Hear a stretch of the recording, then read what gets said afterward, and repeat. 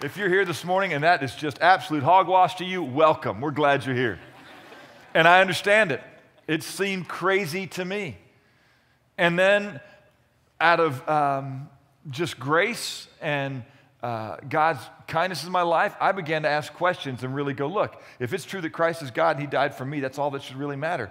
And so I started asking a lot of really hard questions to see if that was true. And some of those questions we're going to answer for you in the next 12 hours as we gather here and just invite you to really begin to look at the evidences of God's eternal power, his divine attributes. We want him to be clearly known. And so we're glad that you're here and you're trusting us with this morning. And we pray this evening, tonight, from 7 to 9, we are going to have a creation conversation. And we are going to look at the evidences in science, in empirical data that demand the existence of an intelligent designer of some sort. That whatever you want to say, if you don't want to ultimately agree that the Christian God is the designer, that's your decision. But what I'm going to show you tonight with my friends is that it's going to take a greater amount of faith for you to believe there isn't some designer there than it does to consider that potentially the story of Romans 1 is true, that God has revealed himself in the beauty of his creation. This morning, you're going to get a little taste of that. A man that I now call a friend, Steve Meyer, is going to be here. Steve is from Washington State originally, lived in Dallas with us from 81 to 86 when he got out of college. He got degrees in geology and physics, and after being here for 5 years, then went to Cambridge University, where he got his PhD in the philosophy of science. And Steve is now part of what's called the Discovery Institute, which seeks to discover truths, which will reveal to us ultimate truths that we want to know. And he's going to be with us this morning to encourage us, even as tonight, I think the top 3 scholars in the world on this topic are with us this evening. And that would be not just my perception, it would be the other side's perception. That if we could get rid of these 3 bozos, things would quiet back down a little bit. But these 3 bozos are going to come and share with you information, empirical data, science, facts, and then we'll see what you want to do with it. That's up to you. Good morning, I'm Steve Meyer, and I'm awfully glad to be here. Thanks to Todd for the invitation to share his pulpit. I'm not often in the position of giving a sermon. I'm actually a scientist and a philosopher. According to Wikipedia, though, I do have an honorary degree in theology. The Wikipedia people aren't too friendly to the idea of intelligent design, so rather than report that any of us are scientists or philosophers, I've been called an American theologian, so look it up. It's kind of fun. Sorry about the tie. My wife heard I was coming to Dallas. She dresses me, and we're actually from the grunge part of the country, and so I thought I was doing pretty well, but next time I'll know. Anyway, it's awfully good to be here, and I've heard a lot about Watermark, and it's exciting to hear your story. And I want to tell you a little bit about ours. About 3 years ago, 2006, there's a new publishing phenomenon. It was called the New Atheism. It came right on the heels of a lot of publicity about the theory of intelligent design, which we'll talk about tonight. But there were, in 2006, 2007, 2008, a spate of books that came out by leading academics, sometimes scientists, sometimes philosophers, who were claiming that the evidence of the natural world, the evidence of science, had either conclusively disproved God, or if not quite that, at least rendered belief in God tantamount to a delusion. The most famous of these books was the book by Richard Dawkins, the book called The God Delusion. And according to Dawkins, the strongest reason for believing in God was the classical argument from design, the evidence in nature pointing to God's handiwork. And Dawkins said, since the design argument has shown to be defunct, in particular by the theory of Darwinian evolution, we can now safely declare that belief in God is an illusion, or a delusion. Another book by Daniel Dennett, a professor at Tufts, called Breaking the Spell, same message. The spell that needs to be broken is religion. The thing that breaks the spell is science. And in the ensuing couple of years, books by Christopher Hitchens, Sam Harris, and any number of others have been repeating this same message. Science has refuted the existence of God. Now, that's kind of an odd thing, I suppose, for many folks here. If you're aware of the biblical perspective on this, there's a clear challenge in this view of the new atheists. According to the Old Testament Bible, the Hebrew Bible, the heavens declare the glory of God. I like to circle when I'm lecturing to students the word the heavens. It's the evidence from the natural world that is telling us something about the reality of God, says King David in this psalm.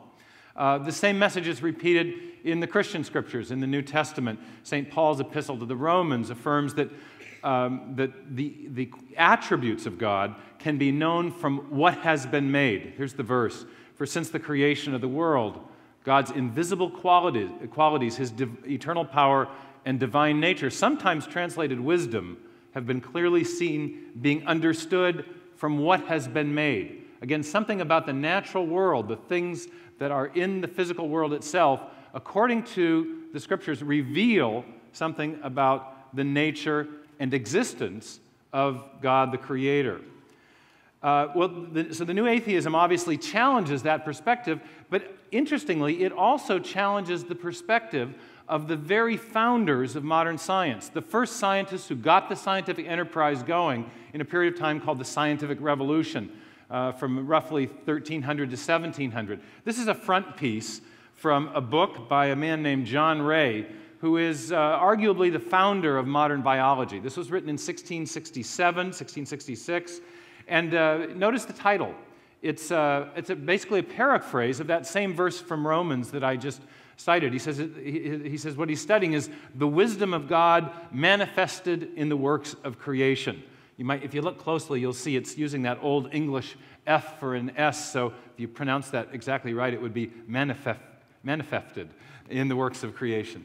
But in any case, this reveals the perspective of the early scientists, the scientists who got the scientific enterprise going. What were they doing? They were studying the handiwork of God, and they believed that in studying the things that were made, that those things revealed the reality of the attributes of God, and by extension, his existence. Now, this perspective culminated in the great work of Sir Isaac Newton, who made design arguments for the reality of, as he put it, an intelligent and powerful being. He made these arguments in his famous work, The Optics, in his work on the eye and how the eye processes light. He also made them in his most famous work, the Principia, the work in which he laid out the theory of universal gravitation. Here's a quote from that. He's talking about the planetary system.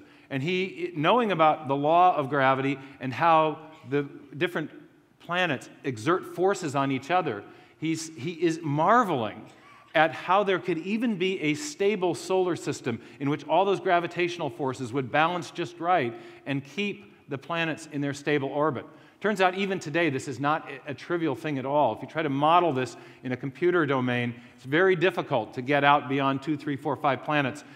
All the interacting forces become very complex to model. And this was no trivial thing that Newton was reflecting on. But anyway, he says, gravity alone cannot explain why everything is so delicately balanced. Instead, he says, this most beautiful system of the sun, planets, and comets could only proceed from the counsel and dominion of an intelligent and powerful being.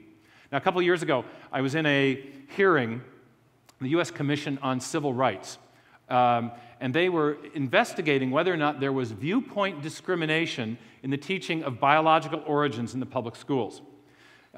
When I heard about it and was invited to participate, I thought, I wouldn't think you'd need a hearing to establish that. But in any case, I was there, and I was being grilled by one of the commissioners about my views on the theory of intelligent design. And the commissioner kept asking me about where I had studied, and did my supervisors at Cambridge know my point of view, and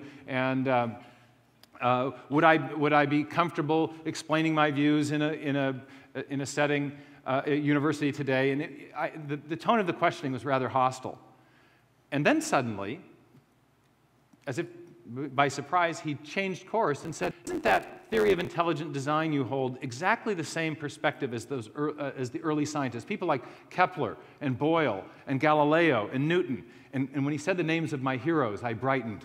And I realized maybe he's on my side. And I said, well, yes. And so I mentioned that Newton, in particular, had made arguments for intelligent design. And right as I said that, my opposite number, the person testifying on the other side, jumps in and says, yes, but Newton was, it's true, he was a very religious man, but he took great pains to keep his ideas about intelligent design and God out of his science. And at that point, I muttered under my breath, Lord, thou hast delivered mine enemy. Because I had just written an essay. It was in my briefcase, and I had this quote nearly memorized. And I found myself saying something that sounded very impressive. I said, well, actually, that's not true. Just as a matter of the historical record, Sir Isaac Newton, in the general scholium to the Principia. The general scholium is the introduction. That's all it means. I said, sounds good, doesn't it? And I said, in the general scholium to the Principia. Now, this is the part that I really liked.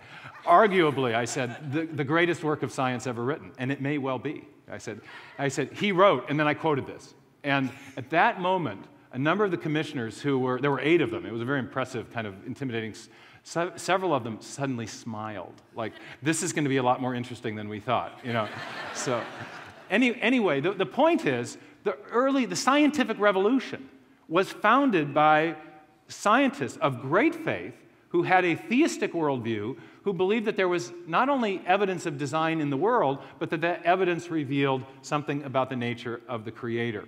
So how do we get from Dawkins, or rather from Newton to Dawkins? How do we get from King David to Dawkins? How do we get to this point where it's been assumed that there is no evidence of design? Well, there's a story, as there always is, and it started in the 19th century, and it was really the century of the I have no need of that hypothesis, that God hypothesis. There was a book in 1802 written by a French physicist named Laplace. And he tried to do what Newton said couldn't be done. He tried to explain the origin of the solar system purely by reference to undirected, mindless forces and the laws of nature. And after he wrote the book, it was called The Celestial Mechanics. It was a big, fat book. He was called in to see Napoleon, who had a copy of the book. And Napoleon is supposed to have asked him a question. And he said, look, I read your book. It's made French science very proud. You're to be commended. But I noticed that you don't mention God in your book anywhere, whereas when I read Sir Isaac Newton, God is on nearly every page. What gives? And Laplace is said to have replied, Sire, I have no need of that hypothesis. That's my French accent, sorry.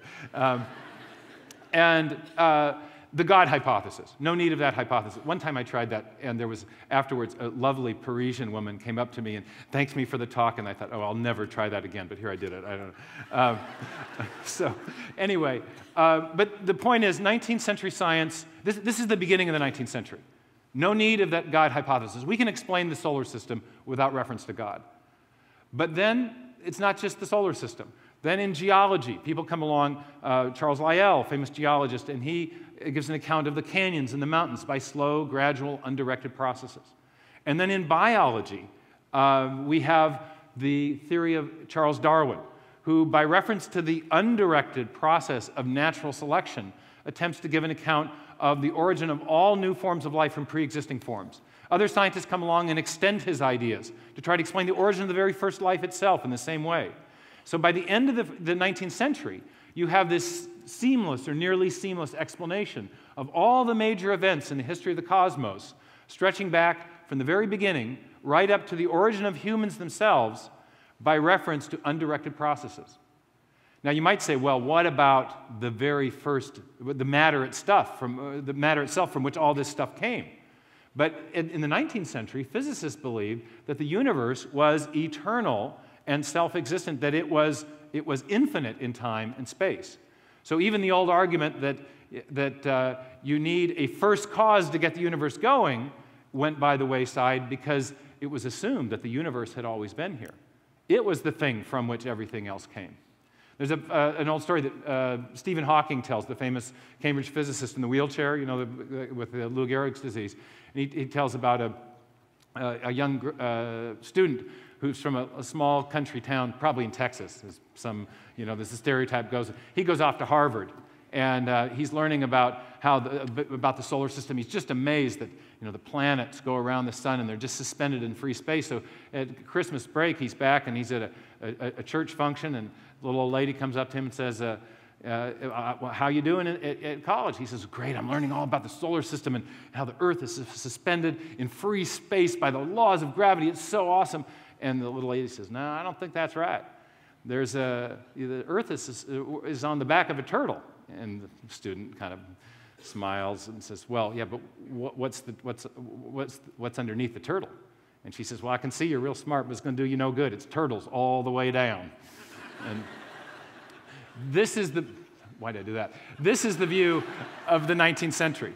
It's not turtles all the way down, it's material causes all the way back. You ask, where did humans come from? Well, we came from lower animals. Where did those come from? From still simpler animals. Where did they come from? Well, that first simple cell, that kind of primordial amoeba.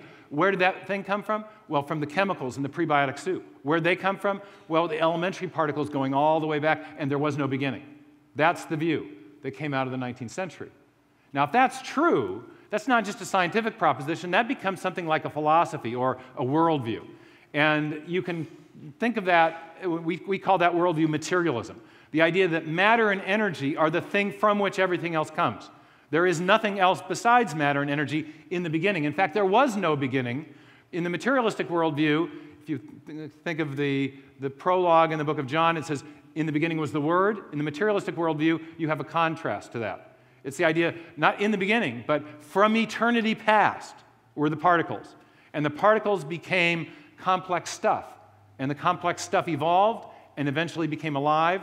And that complex living stuff evolved further and produced us. And then that living stuff conceived of the idea of God. Is there God in the materialistic worldview? Oh, yes. Is God a reality? Well, no. God is, in the words of Richard Dawkins, a delusion. It's a concept in the mind of God, or in the mind of man. So the materialistic worldview is the exact flip side, the reverse, the inverse of a theistic worldview. In the theistic worldview, you have God existing. God is the thing from which everything else comes. And in his mind and in his intention, and from that intention, he brings the universe into existence. He speaks it into existence by his wisdom and intelligence. In the materialistic worldview, it's exactly the opposite. You start with matter, eventually you get to us, and then we conceive of the idea of God in our minds. And so Dawkins says in his book, The God Delusion, he says, creative intelligences being evolved necessarily arrive late in the universe, and therefore cannot be responsible for designing it. God, in the sense defined, he says, is therefore a delusion, a pernicious delusion. And that's his title. Okay? And this is classic materialistic philosophy. You start with matter, matter arranges itself and produces everything else, including this pernicious idea of God, which you are here this morning to celebrate. How does it feel to celebrate a pernicious idea?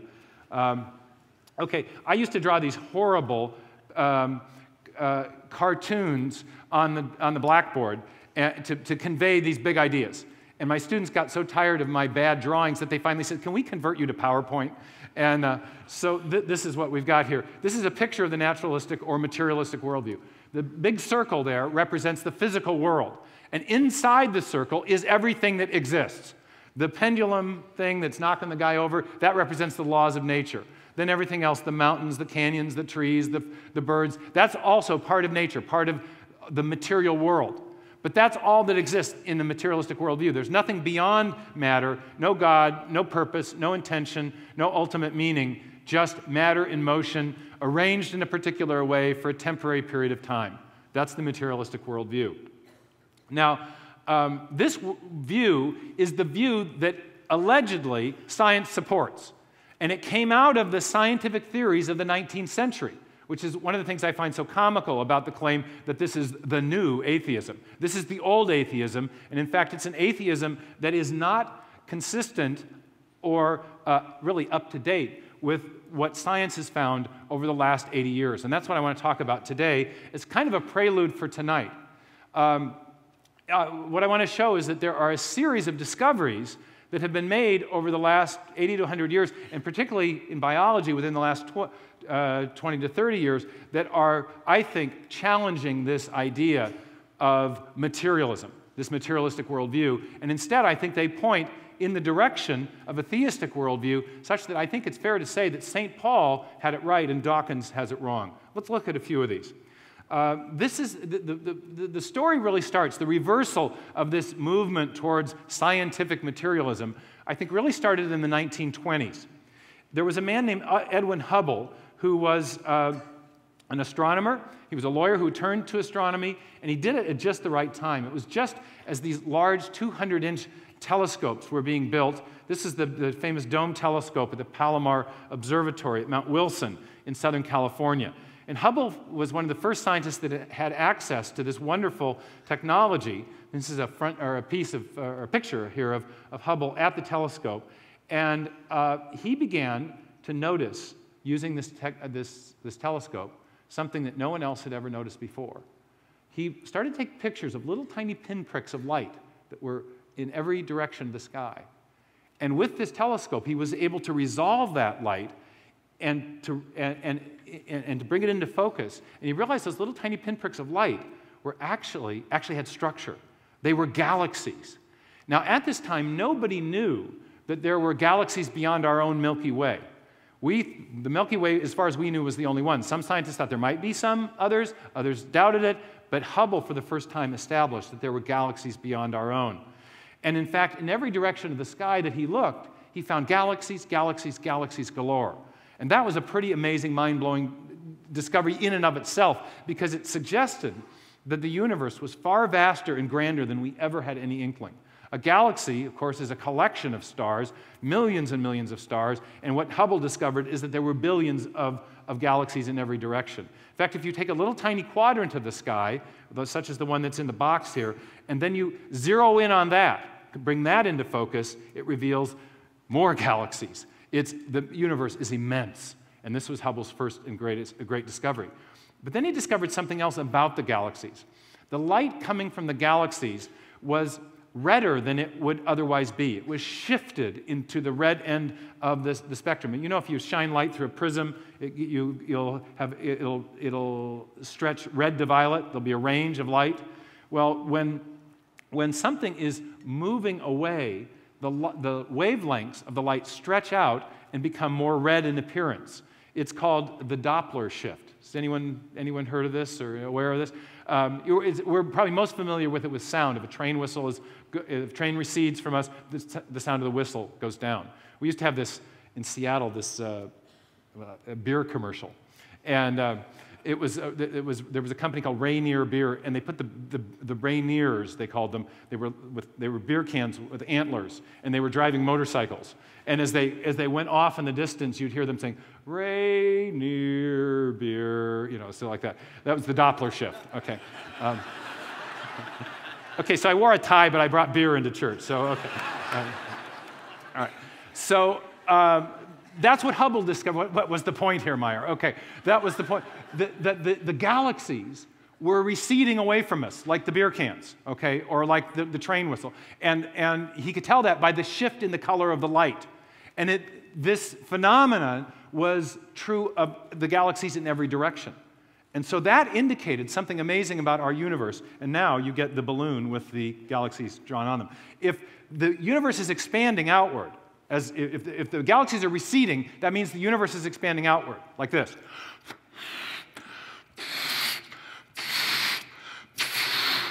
Okay? So as you're going forward in time, the universe, the heavens are literally being stretched out. Okay? Now, what happens, though, if you think about, what the scientists call back extrapolate? If you wind the time sequence backwards, like one of those Saturday morning cartoons where suddenly Bugs Bunny starts, going like this. What happens to the universe? As you go back and back and back in time, you get to a place where all the matter is congealed into one point, and you get a beginning to the expansion. Now, this was a kind of mind-blowing conclusion. A Belgian priest named Lamatrie had already predicted this on other grounds, that the universe should have a beginning. He was a physicist, a priest physicist. Now Hubble discovered this. And this got the attention of a guy from Princeton with bad hair named Albert Einstein. You may remember Einstein, of course, the famous physicist, theory of relativity, theory of general relativity. And his theory of general relativity had a lot of math in it.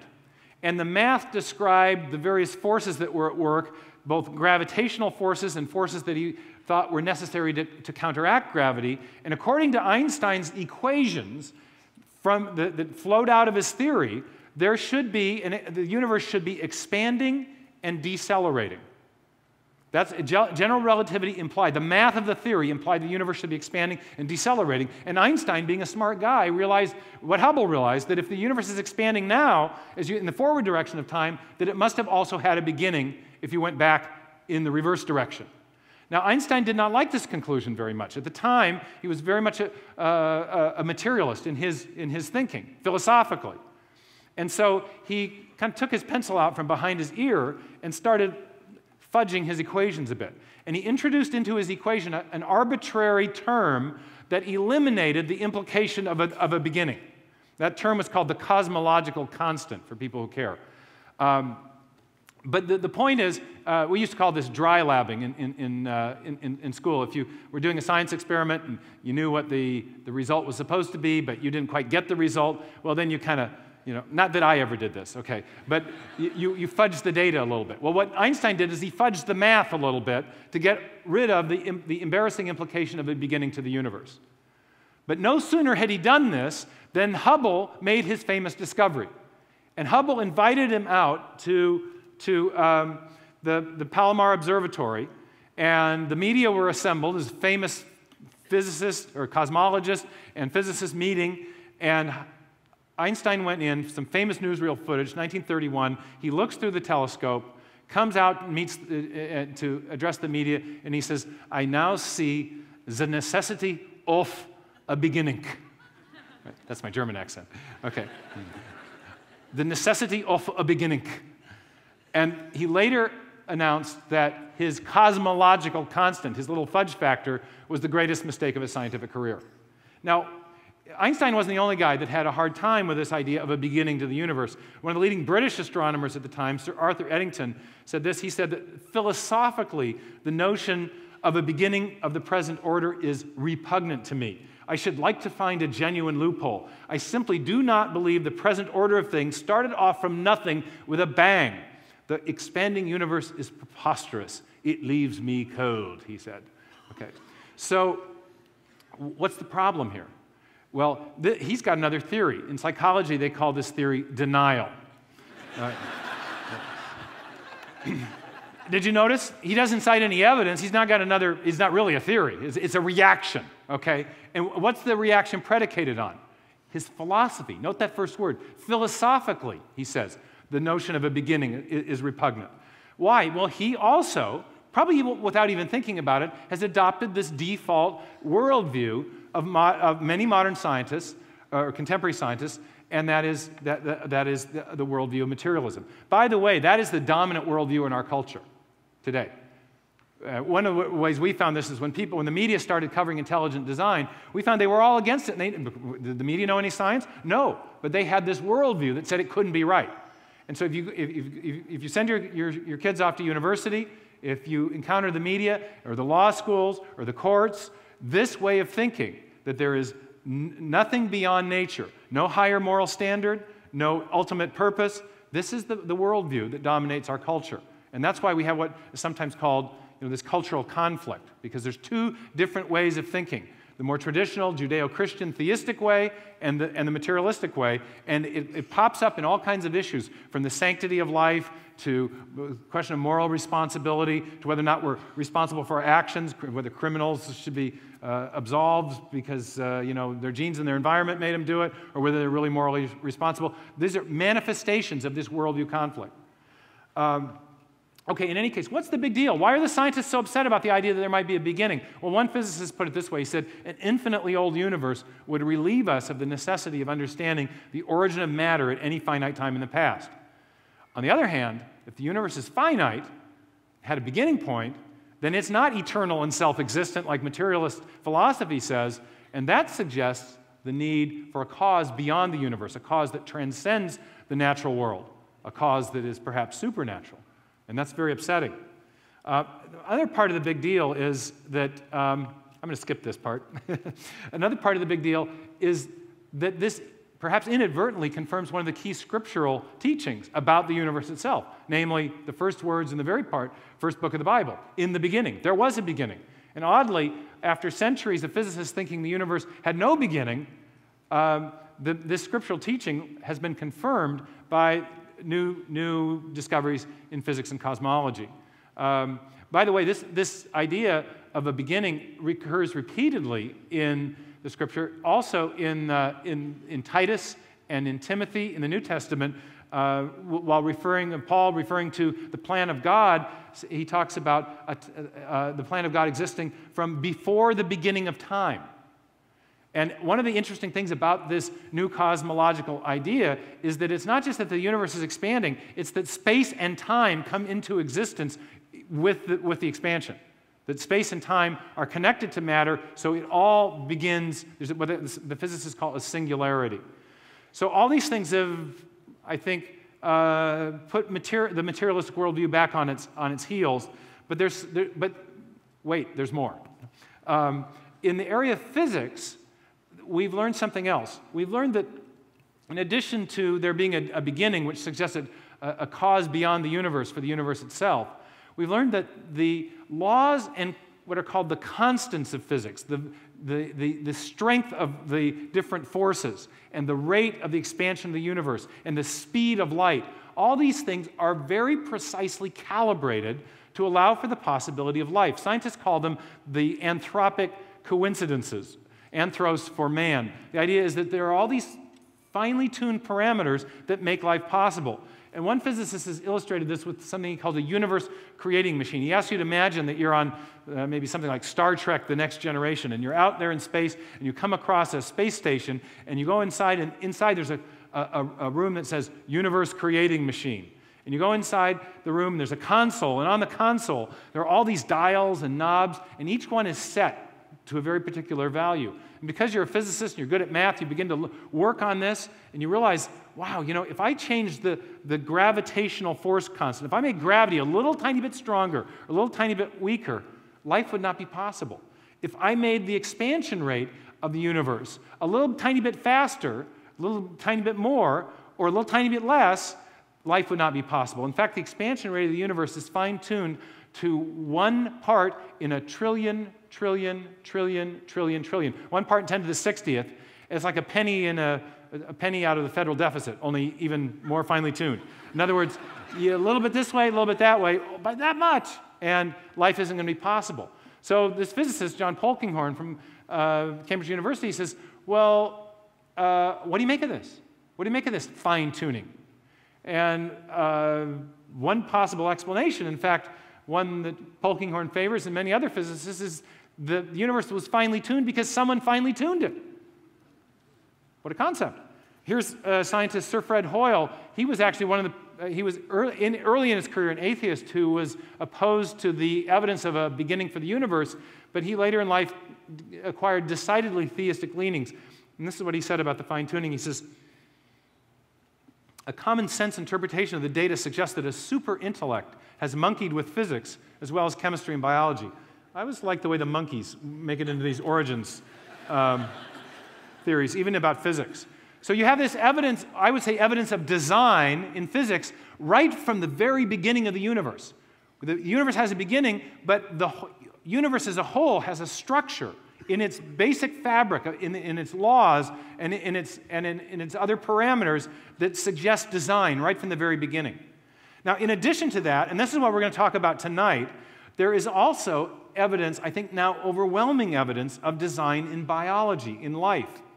The classical Darwinian perspective is that there is no design. Design is an illusion. Things look designed, but they're not really designed, because there's an undirected mechanism, namely natural selection, that can mimic the powers of a designing intelligence. Richard Dawkins puts it this way. He says that biology is the study of complicated things that give the appearance of having been designed for a purpose. Can you pick out the key word in that quote? Appearance. I hear a lot of people saying appearance. Exactly right. It looks designed, but it's not really designed, because we have this mechanism that can modify organisms and cause them to adapt to their environment, and it's all completely undirected. Well, that was the Darwinian view, but a lot of scientists are beginning to challenge that, and they're beginning to challenge that because of things that are being discovered in biology, in the miniature, especially in the miniature realm of the cell. During Darwin's time, we didn't know what the cell was like. We thought it was, in the words of one of his contemporaries, a simple homogeneous globule of undifferentiated protoplasm. It was a simple blob of jelly, of goo. But now we know that inside cells, well, the inner realm of the cell is a realm of exquisite nanotechnology, miniature machinery. Behind me on the screen is something called an ATP synthase. It's a little energy-generating turbine. It runs on the same principle as a hydroelectric dam. There is a rotor inside a stator that cranks a shaft and creates torque, which is then stored as energy and is used to create a little battery pack, a chemical battery pack that gives the energy for everything inside the cell. Now, where'd this come from? This thing looks designed, but has anyone explained it away on the basis of an undirected process? Actually, no. There are no good explanations of complex systems like this. And Michael Behe, who's going to talk tonight, will talk about why that's the case. Here's another look at the same thing. You can see all the intricate moving parts. This is, by the way, in the mitochondria of your cells. You have these little turbines operating right now. They're keeping you alive. Everyone, that gives new meaning to the phrase "fearfully and wonderfully made." Okay.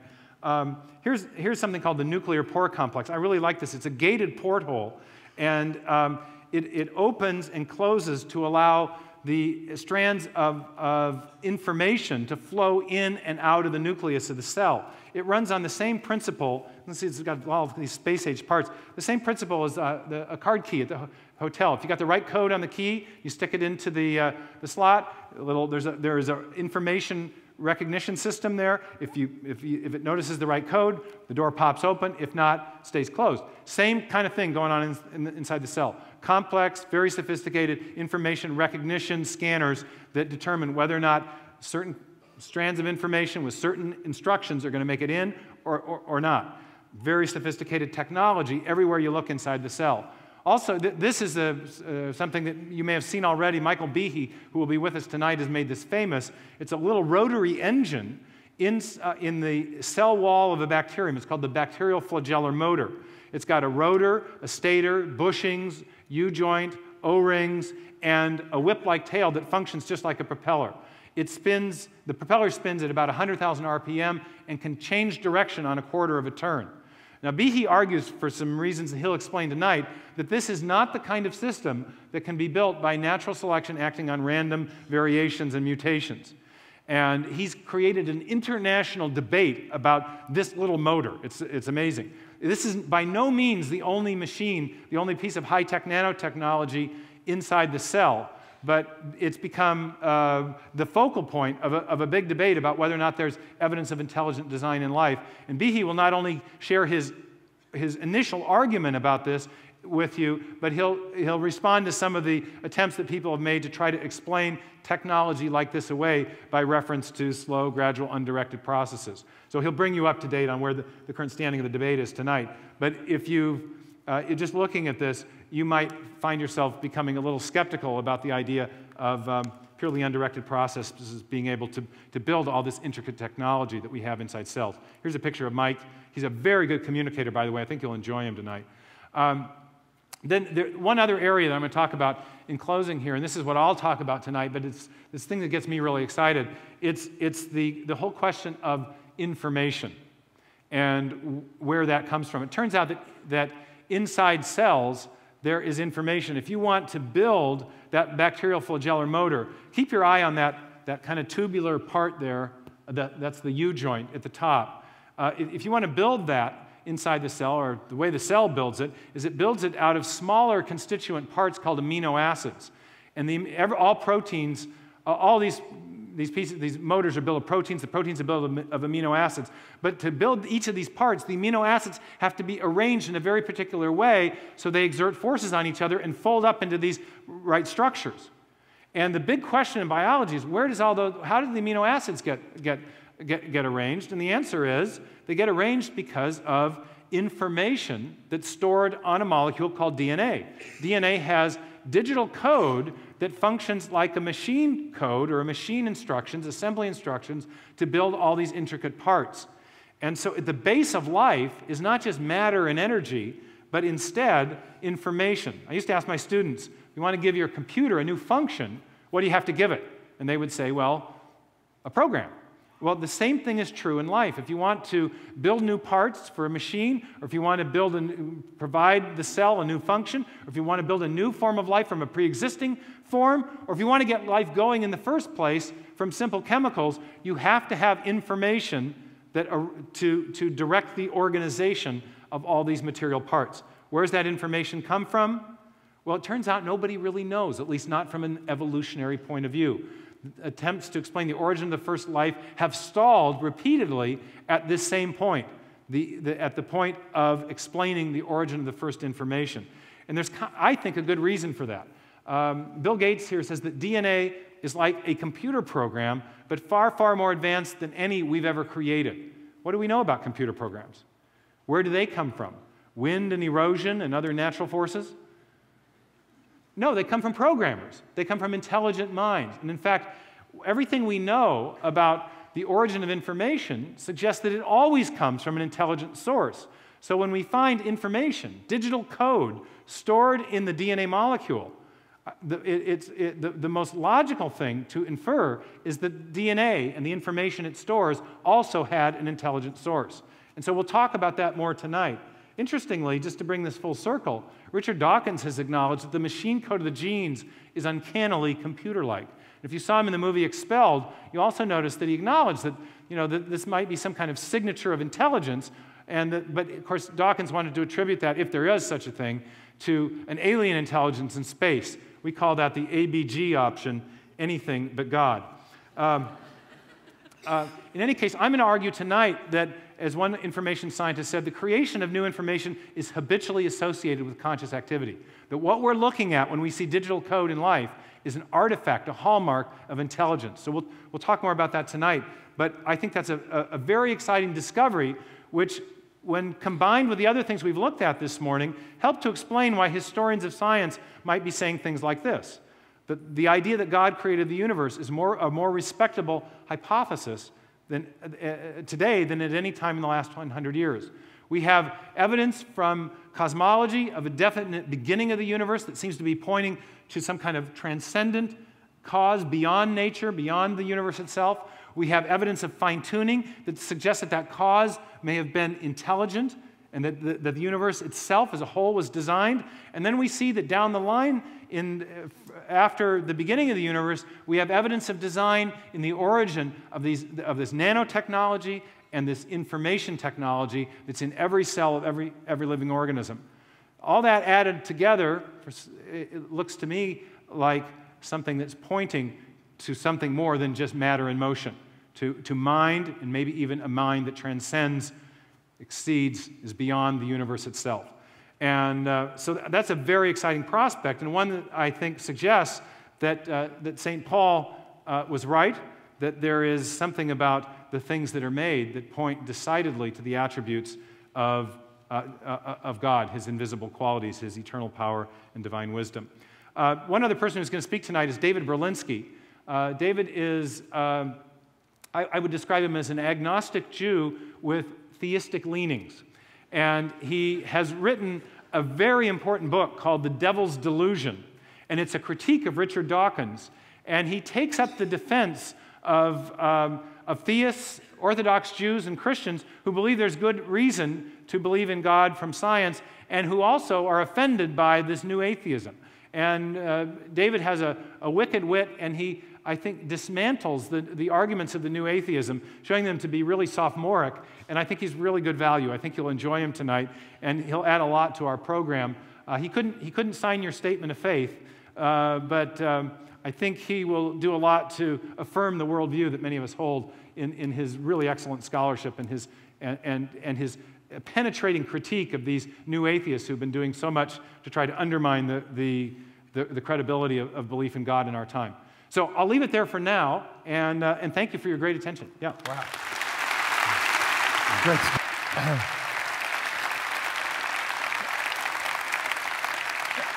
I don't ever want to hear you guys say that I give you too much information ever again. That was great. See, I sat out there and I liked it, so quit complaining, all right? That was great. Good stuff. I'll tell you just an interesting fact about David's book, who's coming tonight, The Devil's Delusion. He's saying that this idea that there is no credible empirical data for God's invisible attributes, his divine nature, his eternal power, he said it is a lie. And he is not even of our camp, if you will. Wikipedia doesn't call him a theologian. But he's saying there is a spiritual worldview behind it because nothing else could make people drink this nonsense. His book, actually, if you go to buy it on Amazon today, it's going to cost you about $60, The Devil's Delusion. You know why? Because it sold out quickly and the publisher refused to reprint it because it did not want that idea out there. Now, when people are willing to sacrifice money to suppress truth, what's that tell you? That there's something behind this. Because New York publishers don't usually turn away money. Gang, I want to tell you, this battle is not just about truth that will get your science correct. It is a worldview which is affecting how we view human life, how we view morality, how we view government. See my last fall. And it's why we're going to dive back into this together. This is the question. And if you get science wrong, you know, it's just going to be an embarrassment. But if the science that you get wrong because you suppress truth keeps you from ultimate truth, that is life, it's a much bigger deal. Listen to the song, and then I'll close this in a second. Well, gang, this is why we are diving into this, because we think there is truth there, and what's at stake is not just maybe suppressed evidence in the science classroom. What is there is suppression of the only truth that really matters. I have a 9-year-old son. We were riding the car yesterday. He said, Dad, is there a chance that what we believe isn't true? And I said, you bet there is. And don't you ever stop asking questions. And one of the ways that you can know that what you believe is true is that they're not scared of questions. When you tell me something, you should never have to change your story if what you tell me is true. And I said, you ask questions. Don't ever feel like you're disrespecting Dad or what our family stands for by asking questions. Because God has told us to love him with all of our heart, all of our soul. But Cade, he's told us to love him with all of our mind. He doesn't ask you to leave your mind at the door. He says, bring it to me. God says, come, let us reason together. And folks, what I want to tell you is what Steve said in his general scholarium to tonight, that just means introduction, Steve. What he was telling us in our intro to tonight was there's never been a time in human history more than the last 100 years when God is screaming to you, it is true, don't miss me. And folks, if you think it'd be a privilege to have lunch with Newton and Kepler and Boyle and to learn the thinking behind these men who have understood that there is design in our universe, what if I told you the designer that they long to understood is reaching out to you and he invites you to understand his mind, and it is in the book called the Bible. And as scientists scale up their intellectual heights, they are creeping up over the precipice only to find the theologian looking him in the eye, and we've been there for centuries. And God has called you to know him. Read the book. If you have questions about this God, come. We're not afraid of him because it's true. And the further you go into nanoscience and the further you go out into the universe, you see his fingerprints there. And he has revealed himself to you in his Bible and in his Son, Jesus Christ. Don't scoff. If you scoff, you alone will spare it. If you are wise for yourself. And we invite you to come. We invite you to bring your friends. We invite you to know Jesus Christ. We know the name of that intelligent designer. And he has revealed himself with an empty tomb. If you know him, will you go and enjoy him and declare him? And if you don't, will you come and let us ask those questions with you? We'll see you tonight.